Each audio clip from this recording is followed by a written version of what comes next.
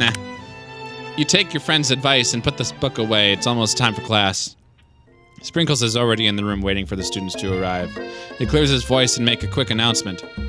I want you to know I feel something of a dog moment coming on, but I assure you it's nothing to be afraid of.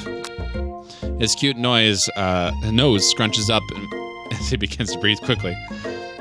He must be hungry. Reach out for some old homework to give him as a snack. Dogs can be rather unpredictable, especially Sprinkles. Wait and see what happens. Sprinkles stops in his tracks. He focuses on the window. The room is deadly silent. When you follow his gaze, you see a tiny orange squirrel perched on the cherry tree outside. Sprinkles turns feral and runs to the window of the classroom and begins barking uncontrollably at the squirrel outside. Terrence! I told you never to come back here, Terrence! I will destroy you, Terrence! Sprinkles is barking ferociously, drool flying off his face. The squirrel looks over, and he doesn't say anything back. You wonder, is that even a talking squirrel? Who named him Terrence? You better not show your chubby cheeks around here ever again. After Squirrel is satisfied with his presence, has been felt by not only Terrence but another squirrel. What? Let me try that whole thing again. After Sprinkles is satisfied that his presence has not been felt, oh my lord, what is going on? Okay. After Sprinkles is satisfied that his presence has been felt by not only Terrence, but by another squirrel in his hearing distance. Sure. He returns to his professional tone. I apologize for that outburst. This actually brings up an important point. Thank you, Nerday, for reminding me to dole out this indispensable bit of wisdom. You see, before he can go any further, Miriam's love drama spills out over the class. Sprinkles is interrupted by whirs and sparks coming from the back of the room. I told you to save it for after class. How do you make sad buzzing noises? You think I wanted to be thrown off from a plane strapped to a stranger? Miriam and Clank appeared to be arguing, but you still haven't learned to speak Clank's language of mechanical noises. But no, I had to show off to your cool friends, Jeff and Joanne. J&J forever. Watch us from a triangle in midair as we descend. Triangles are the strongest shape, you know. Bzz, bzz. Yeah, well, that doesn't make it a great date. Beep. Well, then take Jeff and Joanne with you. You can all hold hands as you pedal down the mountain or a cliff or whatever, I don't care. Sad beep. Clank begins to shudder. Steam pours out of the gaps of his panels, and then a loud ding stops him in his tracks. No amount of seasoning is going to make me want to eat that cake. Ugh. Clank burps out a completely deep-fried sneaker. Considering that he himself has wheels, not feet, that this is entirely clear where it came from. In terms of deep-fried footwear, I guess it looks okay. Clank slowly rolls out of the room to be alone with his shoe. Everyone tries to pretend that, like they didn't see that entire thing go down. Nothing like a loud public breakup to cast a pall over the final day of school. Well, that was unfortunate. But we mustn't be distracted from what lies ahead. The final competition showdown challenge exam, TM. I'm still working on the title, but I think you get it. The test time approaches. See you at the arena. Before you can think about an upcoming competition, there's a very beautiful soul nearby that needs a pep talk. Oh, Jesus. Hey, Miriam, are you okay? Okay! I'm so mad I could smash a tiny mug, spilling several droplets of hot cocoa over the floor. How could he embarrass me in class like that in front of everyone? Her tiny cocoa is a delicious treasure, so you know that the breakup is no joke, even if the source of her frustration is such a silly boy. I know that you know this, but I'm going to say this out loud. You don't need anyone. Me and you, we're gonna cruise through this final test and hit the carpool lane to Success City.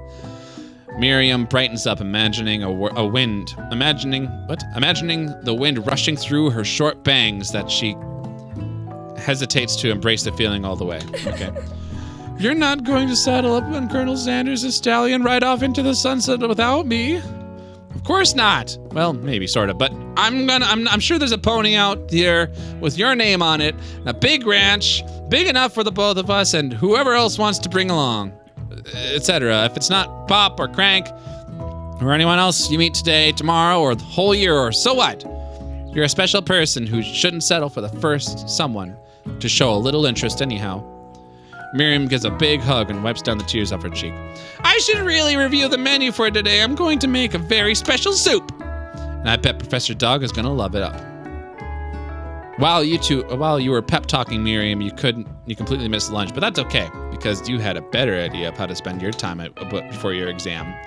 You've decided to head to the arena early to practice a dish. This is it, the location of your final challenge. A test of will, a test of courage, a test of talent. A chance to beat the pants out of Van and supposed Man and his eviler counterpart, Ashley. As planned, you begin to run through the quick test of your recipe that's been working on. Their day's famous chicken pot pie. After practicing for months, you making the dish come out second nature to you, and you're able to quickly get a fresh pot pie out of in the oven. But as soon as you do, your cram session is interrupted by Colonel Sanders. Nerday, what are you doing here? There's still time before the final exam. Oh, just taking it all in. A big individual visualizing success. I'm looking into my station and picturing victory. The pot pie has begun to bake, and the smell is slowly filling the space around you. Visualizing, huh? Well, that's too bad. I was hoping you were cooking something delicious.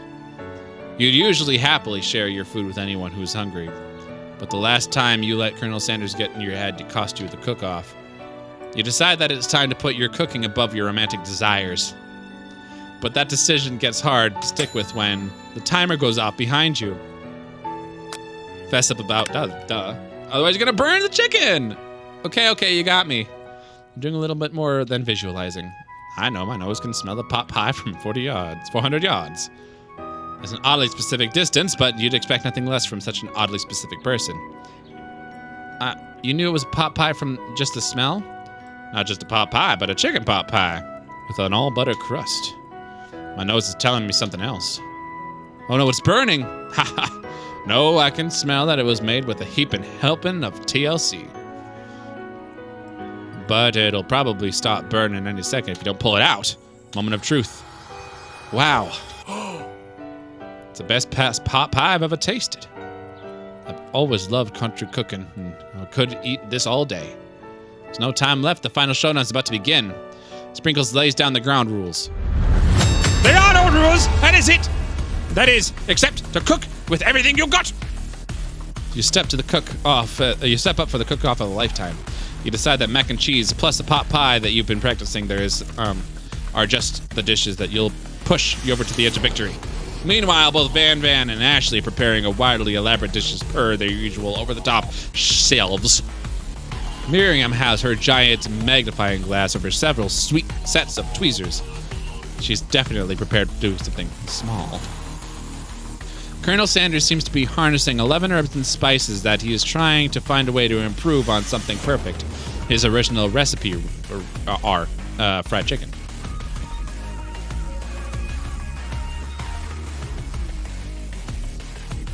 The intensity of the room starts at a 10 out of 10. Frenzy, etc. Everyone is calling out really cool special cooking moves as they prepare their food. Wow, this is getting serious. Colonel Sanders batters his chicken as it levitates through the air. Egg wash. All right. Miriam furiously injects ingredients into an itty-bitty pot of broth. Best friend, Bastard Blaster. Von flexes his pectorals and chops open a sea urchin. Let's rock and roll. Ashley scoops her pastries off the tray with lightning speed. Shallow personality spatula! Even Clark gets into it. 5 dial pressure point chicken cooking technique. Wait, did Clark learn to speak English? It's a singularity, as it was foretold. We mustn't let it happen, or the appliance uprising will take us all. Self-destruct. Van quickly unplugs Crank and rolls them into the back of the corridor of the arena. As you frantically prepare your dish, you notice Ashley and her spellbook is out. Ashley is going to use some dark magic to turn the tide. You've got a book of your own and you're desperate not to see her win another battle. Should you take this opportunity to fight magic with magic? Even if it's almost certainly evil magic? No. Do it the hard way. We learned that from earlier. Who needs magic when you got passion? I'm going to do it the hard way. Colonel Sanders sees that you've chosen to win on your own terms, and he gives you a subtle wink from across the room. I believe in you, Nerde. I don't even know, what is this? Whatever. Miriam notices too. And I've always believed in you, Nerde, since we were little kids because I'm your best friend forever! You turn and notice Miriam is at your station cheering for you. Miriam, what about your dish? If you're here cheering, who's cooking? Tiny food, short cook time. I'm actually already done, so I thought I'd help you. Oh wow, that's sweet, but Miriam tosses a handful of spices into your boiling noodles. It's a secret ingredient! However, she doesn't know that you lied to the and the ingredients was made up. And where in the world did she find I have Newt? The boiling pot explodes, sending Miriam flying backwards. The watery noodles begin to swirl into the air, bubbling up a dark cloud that thickens and congeals before your very eyes. It's I, Steve, the Spork Monster! Steve? Wait, what happened to Borko? You're not here to battle me, are you? We Spork Monsters are many! I think Borko had the day off! But you conjured Steve! And I hate to battle, and I'd say you're pretty alright. Oh, hey, you're in the middle of cooking competition. I'd love to stay. I love this stuff. It's better than TV. You crazy kids and your culinary skills really impress me. Mind if I hang out? I'm sorry, Steve, but I'm in the middle of something. Do you mind? Steve the Spork Monster notices that you've got the grimoire stashed beneath your cooking station. I see what you're up to. Crisscross into some magical items that accidentally summoned me, huh? Yeah, I guess you guessed it, sorta. If you're here, would you mind tossing some fresh noodles into a pot of salted water? I'd love to! I've always wanted to be a top chef, actually. You know, when I was just a little spork pup back in the old country. You can feel Spork Monster winding up to tell a very long and involved story. You don't know exactly where they came from, but seems like it probably lonely there. Actually, you know what? Maybe you should watch from the stands. I really need to focus on this competition. I understand. It's kind of that time of monster school that I had fallen asleep during scare tactic class, and I woke up. You toss a serious stare at Steve, and he takes the hint. Never mind. I'll tell you later. Good luck. Having suffered a huge setback, you don't know how you could ever win. You summon extra power from deep down within yourself. Give up and drop out of culinary school. No! You have to do it the hard way.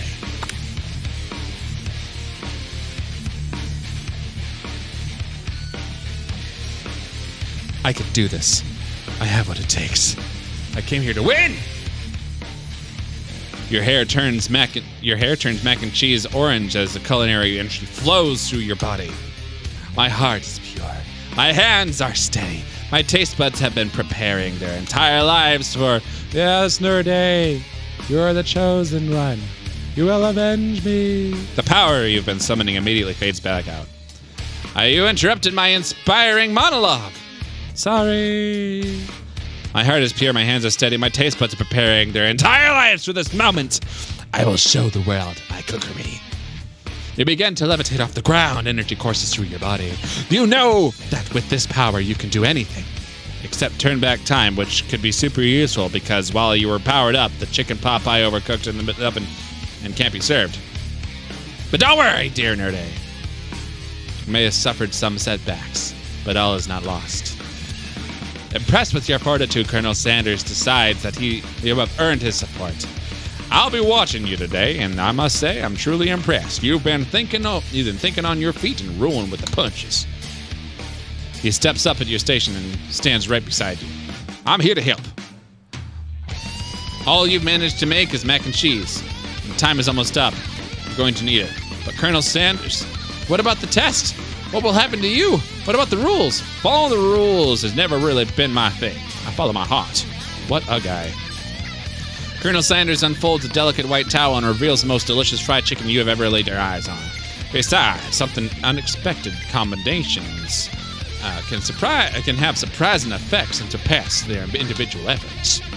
Are you suggesting if we combine forces, we can form the perfect food union? Time is up, students! With time expired, it's the moment everyone's been waiting for. You must now prepare the presents of your dishes. A handful of students stand tall, but the class seems incomplete. It seems we're missing some students. Pop? Clank? From off screen, you hear a pure innocent giggle that can only come from one student. Flying! It sounds like it's coming from the broom closet over there. Miriam, would you mind? Inside the closet, you see Pop hanging from a broom, hooked by an elastic of his underpants. Pop, get down from there right now. Let me guess. Did Van have something to do with this? When someone asks you for a wedgie, who am I to refuse? I thought a wedgie was a salad. It looks like Pop is eliminated from the challenge, seeing that he didn't cook anything. I can't feel my legs. Am I excused? Sure. You guys, you kids and your pranks, I must say, it's not the worst prank that in UCSEL history, but it's not exactly yearbook material. Wait a second. Pranks? Pranks? Crank! Where did the pressure cooker roll off to? You wait and hear a signature worm beep the other onomatopoeia, but there's none. Somehow must have gotten. Oh, jeez, unplugged, I guess. Whatever. We'll have to figure that out later. That leaves only 4 remaining students. Please collect your final project. Yes, it's been a long semester. Wow, 3 whole days long. But after days of hard work, the time has come for me to eat. Miriam, please step forward. Now describe your dish. I've made... Oh boy. Whoa. Tender udon noodles and savory soup. My word is so delicate and teeny tiny neurotomaki. I don't know the words. I spy floating an itsy bitsy bowl. Yes, chef. Please, call me Sprinkles. Chef is my father's name. Yes, Sprinkles. I've got some green tea made from a baby tea leaves that I picked for myself. Sprinkles carefully sniffs around the dish before opening his mouth and letting just the tip of his pink dog tongue dip into the bowl. Sublime! Would anyone else like a taste? Oh, come on. I'm not the only one those dogs have I'm not one of those dogs who doesn't floss. I even have a really cute electric toothbrush for dogs. Fine, I'll enjoy it all by myself. In a flash, the entire meal has been devoured. Not that it took much, it was less than a thimble's worth of soup. A+, rarely do I taste a dish that as much love poured into it as yours. Miriam is overjoyed. She gives you a huge hug. Thank you, Inner for helping me believe in myself. Van, you're up. Now describe your dish. I made. Oh, Jesus. Uni over smooth egg custard and ox-hone urchin shell, topped with caviar. Did you skewer one type of urchin with spines from a second, different colored type of urchin? Yes, Sprinkles. A bit much, don't you think? That's exactly why I did it. A bit much is kind of my brand, doesn't it look cool? Sprinkles leans into the sniff of Uni, but he can't get his nose close enough to count all the spikes. He begins to paw at it erratically, causing the custard to sloosh around. Please be gentle with my cuisine. Grr! Finally, Sprinkles goes all in, tongue first. He can't get past all the needles. He reels back and his tongue is poked and prodded. Yikes, my tongue! The professor appears to be having an allergic reaction to the sting. I can't eat this. My keys poking my tongue. Disqualified. A stunning turn of events. Who would have thought that serving a food made of out of a bowl made of needles would make it difficult to eat? Dejected, Van does not go gentle into the night. Disqualified for glamour. Don't discount the sympathy. This isn't the last you've heard of me. Before forcing us to endure his swelling tongue for another moment, Sprinkles graciously laps up a bowl of milk. I know, yeah, I'm a dog and I drink milk, get over it. Sometimes it helps calm my agitated tongue. Next student, Ashley. It's time to step up. Now, describe your dish.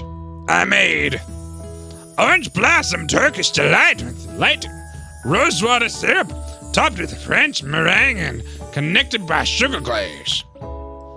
That actually doesn't sound too bad. Indeed, it's quite delightful. However, I'd ask you to please refrain from eating anything or attempting to taste it in any way. It is very fragile and meant to be a display piece. Don't eat the food at a cooking school. Sorry. I got toast and you got toast in your ears or something? No, I told you. It's a display piece. Ashley, I must say it is beautiful. However, this is the cooking competition at a cooking school. Yeah, which is why I cooked it, and I did an extremely job cooking it too. I didn't realize that we were having to eat an eating exam. If I wanted to be judged on eating, I'd go to college for eating school for the hungry. I suppose you could smell it. That's absolutely, if you're absolutely insisted, but don't breathe too hard. You might disrupt the sugar spiral. If the food cannot be eaten, I cannot be judged. You're disqualified. Rage overtakes Ashley, and she finally cannot keep her two-faced routine up. You wouldn't know high-end cuisine if it cooked you! And with that, Ashley storms then off to rededicate herself to being the best, but this time without being shackled by trying to fake nice and like by anyone. She's not trying to be a two-faced bitch. This isn't the last you've heard of me either. If the class gets much smaller, I'll be teaching myself. You and Colonel Sanders are the final cooks. Step up together. Two chefs. In the beginning, move this out of the way. In the beginning is a bowl of delicious mac and cheese. It has become something else. Oh, what do you know? He examined it closely, sniffing around the eye and eyeing the bowl. Uh-oh. I don't have a good feeling about this. From somewhere else in the room, a literal drumroll plays. Just when I thought I've seen everything in this kitchen, you gave me this thing, and completely blown me away. In my 49 dog years of life, I have never tasted anything so delicious and perfectly balanced. It's so delicious, in fact, that everyone passes the class. You pass, and you pass, you get a pass. Everyone gathers around and partakes in a mac and cheese bowl. They all seem to be transcend in this reality into another dimension. You win! Together you and Colonel Sanders have made a new menu item. A new menu item so impressive that even Van and Ashley are drawn back by its magnetic fragrance. When they gaze upon your mac and cheese bowl, they admit that you are indeed an excellent chef. Sprinkles declares that you have passed. Everyone has passed. There were supposed to be more battles. But come on, how could you be better than this one? And now the school year is complete and everyone has graduated. The students return for one last assignment to get their groove on. The cafeteria has been completely redecorated in order to serve as the site of the school's graduation dance. Compared to a massive high-tech cooking arena, the humble decor seems downright cute and cozy. DJ Dog in the house! You knew that Sprinkles was a master chef, but also a world-renowned turntablist? Who says you can't teach an old dog new tricks? Van and Ashley tell everyone that they've committed themselves to righting their wrongs they did while they were villains. For a moment, they actually believe them. Not another haunting. No ghosts allowed at graduation. It's clearly written in the school's bylaws. I was never actually a ghost. It was all a trick to finally get you to notice me. Oh, amusing. And now that everyone is together, it's a spork monster and he's totally mellowed out. Everyone, I'm Spork Monster no more. Come over here. I prefer everyone refer to me by a new name. Party Monster. The student tries to finish what he had to say, but everyone is too wrapped up in talking to Party Monster. Dejected, student walks off. Maybe things didn't work out for Miriam romantically, but she found the love in her cooking. And you know what? She's gonna do great. A red carpet rolls out across the floor of the ballroom. It's like Hollywood movie premiere. Who could command such an entrance? It's Pop! Okay. He arrived late to the dance, but apparently for a good reason. Walking down the red carpet, you see perched atop his dirty chef's hat. A crown? Welcome back, Pop. I know you weren't able to complete the final exam and accept your diploma, so we had to mail it directly to your father. We figured that it was at least we could do for the school's dean. Oh, now I get it. And we get a new wing in the school, not to mention the honor of educating the son of a chancellor of a Socrates. Whatever. The music at the dance is interrupted by the sound of sparking and electrical hissing. It's Clank who's arrived at late to the dance. Now that I have graduated, I can reveal my truth. Whoa, is he doing the talking thing?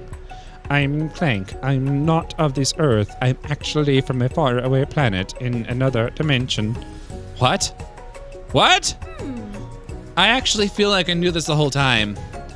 Now that I have learned of the ways of your kind, I must return. Miriam, will you come with me? I don't know what to say. Besides, no, obviously. I have just begun to learn who I really am. This isn't the time for me to devote my life to figuring out who you are, Clank. You're blown away by Miriam's maturity. It's pretty clear that she managed to surpass you in that regard. I understand. Kind of. Humans are weird. A portal opens up and Clank disappears through it. Finally, Colonel Sanders arrives. Howdy, classmates. Just like the first day you met, he comes in prepared to feed an entire class. However, it's not enough to just give them a bucket of chicken. This time it's a full meal. I didn't get to be the most famous chicken man in history of Chicken Man by not reminding people to go and buy my chicken. The end? Nice. That was good. Okay. No, it's not the end. Whoa, okay. Thank God. As everyone feasts in their delicious chicken dinner, Colonel Sanders finds you sitting at the edge of the dance floor. Node, what are you doing sitting all alone? Oh, you know, just waiting for the right person to ask me to dance. I wonder, might you tell me, what are the qualities that you would expect to find in such a lucky person? Look at his face. So nervous.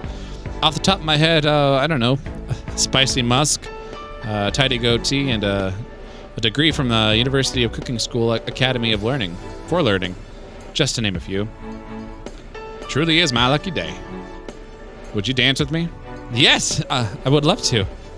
As you glide across the dance floor hand in hand with Colonel Sanders, the future stretches out in front of you. And once my 100th franchise is up and running, I'll be ready to take a day off, and I'll be so glad to spend it together with you, Nerde. How sweet. We'll work together and play together. Colonel Sanders stops dead in his tracks. Work together? Well, I think this is something I'll need to do by myself. But who will help you run the restaurants? I don't believe I need help. Besides, based on your time here at school, do you really think running your restaurants is your best path forward? Could it be? You found the love connection, but failed to earn Colonel Sanders' respect as a chef? Can you live with only half of him? Will you be able to endure sharing him with his other love? The life of an entrepreneur? I suppose I could enroll in pastry school. Oh, my dear Nerde, I'm sure that you'll find your place eventually. And along the way, you'll have me by your side. The end. Is that it? Are we dating Colonel Sanders now? Is this the really cool... Oh, is this... This better be the end screen. Is this the beginning? I think it's the beginning again. So anyway, that was it. That was a very sharp ending, but you know, it was still fun. I got to date Colonel Sanders. And here's the beginning again, because it was so cool. So thanks everyone for watching this amazing dating simulator. I'm gonna have to cut this into a few parts, but it's fun to make videos again, and I hope to make a lot more later on. So thanks for watching, and I'll see you again next time. Toodles!